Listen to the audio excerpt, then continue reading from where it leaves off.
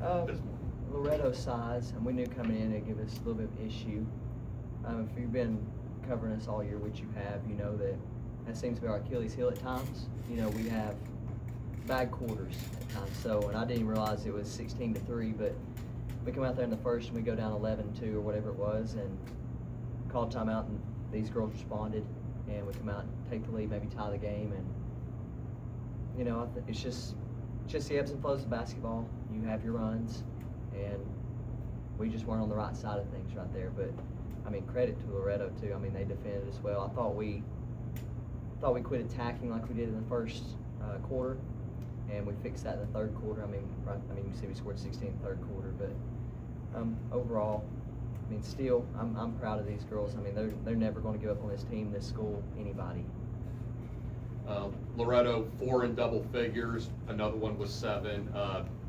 Just what about their balance just made it so difficult to defend them tonight? Yeah, we talk about this pregame. Like, everybody comes in and they think, you know, you're going to have to guard Sophie Weathers, but then you got Crosby over there on the other side, and it gives you fits when you try to front somebody and you have to help on the backside, and they do a really good job of putting their shooters on the backside of that, and it's hard to defend.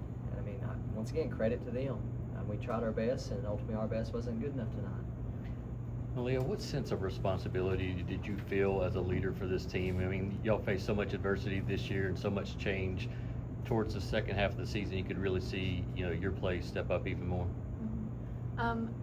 My teammates helped me like a lot through the season, and I think towards the end they just started moving the ball well. We did, and I guess it just started hitting more shots, but everyone just helped with that.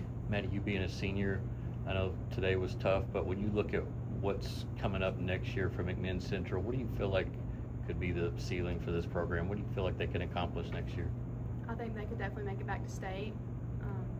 They've got a lot of good girls coming up, and along with Malea, Coddlin, Millie, I think they'll be really good. Maddie, you know, missing your last 2 years with 2 separate ACL tears, you finally get to play on this floor your senior year. Just how was the experience, you know, regardless of the result, to finally be able to do that? It was amazing, and being with my team, it was just so fun and exciting. So I'm just glad we got to come out here and play today.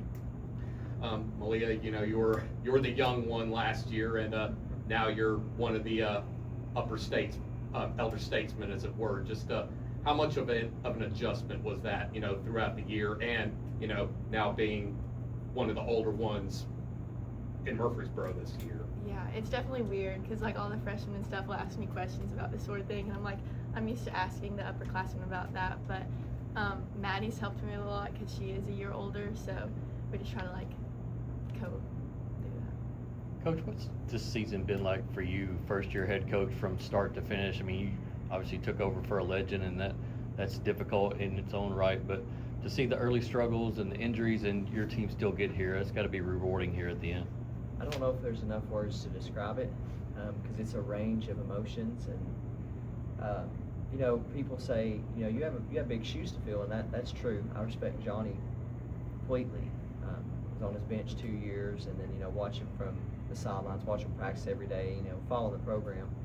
And that's true. Like, there are big shoes to fill, but more so than filling Johnny's shoes, he was able, through his teams, to build a culture here, a culture of winning that, you know, the expectation for McMinn Central is not to win just district championships or championships, but it's to come to Murfreesboro every year.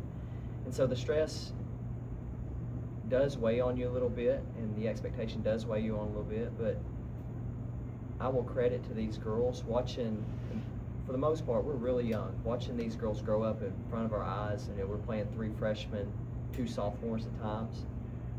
But it is, towards the end of the year, we start having a little bit more success, and you see what your team is becoming.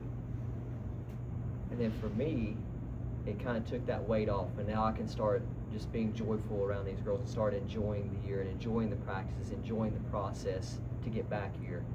And so around the start of January, that's where our focus started honing in on, all right, we need to make a Murfreesboro run, how are we going to do it? But taking over for Johnny, I don't know how many people would want to do that, but I'll welcome that challenge just because what Johnny had meant to me in my coaching career and what this program has meant to me in my life. The Film Room is presented by SmartBank. Play smart, bank smart. SmartBank. For more information, visit smartbank.com.